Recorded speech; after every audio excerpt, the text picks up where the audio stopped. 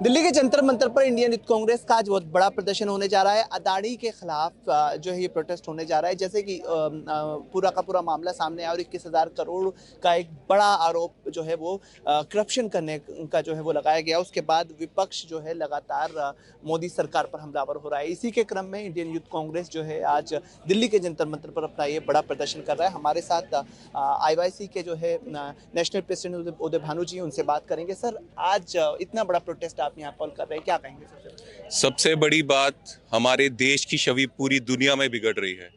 USA ने arrest warrant निकाला है, कीनिया रोक रही है, कीनिया में प्रोटेस्ट चल रहे हैं, इजराइल का भी वही हाल है, हमारी बदनामी हो रही है, ऑस्ट्रेलिया में लोग प्रोटेस्ट कर रहे हैं, बांग्लादेश में इंसल्ट हो रही है। हर जगह जाके सिर्फ एक चीज है कि प्रधानमंत्री मोदी जी यहाँ जाते हैं, 1 महीने बाद अडानी को वहां पे कोई ना कोई कॉन्ट्रैक्ट मिल जाता है और बाद में इतनी करप्शन हो जाती है कि देश का नाम जो है वो खराब हो रहा है। अडानी जी आज करप्शन का प्रतीक बन चुके हैं। यहाँ अडानी है, वहां करप्शन है।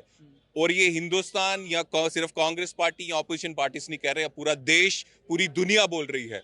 और देश की छवि को बचाने के लिए प्रधानमंत्री जी को कड़े से कड़े कदम उठाने चाहिए, एक कमेटी बनानी चाहिए। सालों से बोल रहे हैं जेपीसी बनाओ, जॉइंट पार्लियामेंट्री कमेटी बनाओ, लेकिन मोदी जी से वो नहीं बन रही है। क्या मजबूरियां हैं कि अडानी जी के खिलाफ अगर इतने आरोप लग रहे हैं, अरेस्ट वारंट भी निकल गया है, लेकिन उनके खिलाफ कोई कार्रवाई करना ही नहीं चाहते। कार्रवाई का क्या नतीजा आएगा दूसरी बात है, कार्रवाई शुरू ही नहीं करना चाहते, जांच ही नहीं करना चाहते।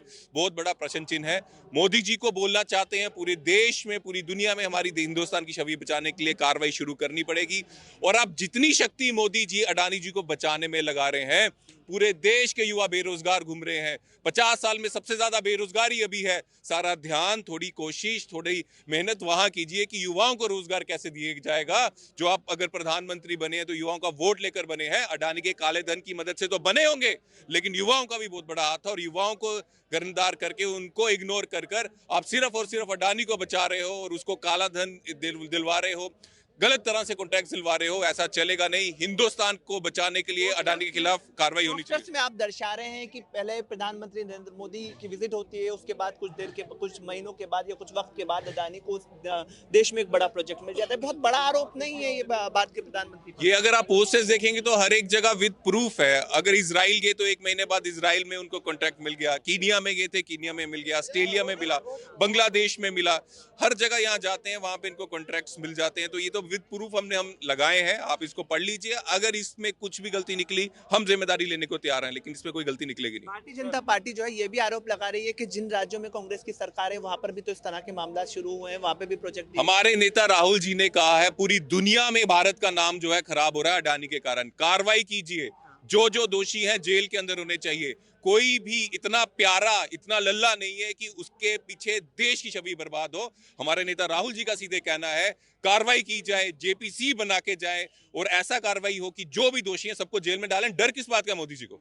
शुक्रिया बात करने के लिए। तो ये थे इंडियन यूथ कांग्रेस के चीफ, जिनका साफ कहना है कि कार्रवाई की जाए, जांच होनी चाहिए और जांच के साथ साथ ये साफ होना चाहिए कि आखिर ये कनेक्शन क्या है जो इन क्रोनोलॉजी में दर्शाने की कोशिश है। यहाँ आपको कुछ पोस्टर्स दिखाएंगे। इन पोस्टर्स में और इसके प्रोटेस्ट के अंदर लगे पोस्टर्स के जरिए ये दर्शाने की कोशिश कुछ मीडिया कटिंग्स के जरिए की गई है कि जहां जहां भारत के प्रधानमंत्री पहुंचे हैं विदेशी दौरे के दौरान, उसके कुछ दिन के बाद वहां उन देशों में गौतम अडानी को बड़े बड़े प्रोजेक्ट जो है उन देशों में मिले हैं।